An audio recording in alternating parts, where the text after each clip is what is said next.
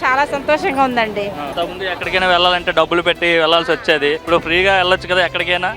ఎక్కడికైనా వెళ్ళొచ్చు. అనుకున్నారా అసలు పథకం పెడతారని? ఎంత తొందరగా పెడతారని అయితే అనుకోలేదు. స్వాతంత్రం వచ్చిన రోజు మీకు స్వాతంత్రం వచ్చింది. స్వాతంత్రం ఇచ్చేసారు బాబు గారు, మహిళలకు కూడా స్వాతంత్రం ఇచ్చేసారు బాబు గారు. చాలా సంతోషంగా ఉందండి. అసలు సూపర్ 6 పథకంలో భాగంగా ఇది స్టార్ట్ చేశారు కదా, ఇప్పటి వరకు పెట్టిన పథకాలండి మీ కుటుంబానికి ఏమైనా పథకాలు వచ్చాయండి? వచ్చినాయండి. తల్లికి వందనం వచ్చినాయి. ఇద్దరు పిల్లలు ఉన్నారు, ఇద్దరు పిల్లలకు ఇద్దరు పిల్లలు ఉంటే ఇద్దరు పిల్లలకు వచ్చేసినాయి. ఇద్దరు పిల్లలకు వచ్చినాయి.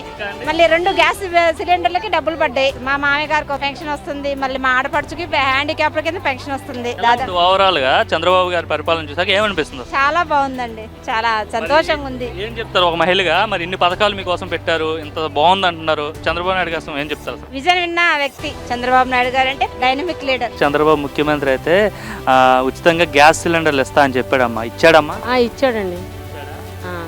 ఉపయోగమేనమ్మా గ్యాస్ సిలిండర్? మాకు అన్ని ఉపయోగంగానే ఉన్నాయండి. గ్యాస్ బండి ఇయటం వల్ల పొద్దున్నే పనులు చీకటితో లేచి కట్ల పొయ్యి మీద వండుకుని రావాలంటే యాతన.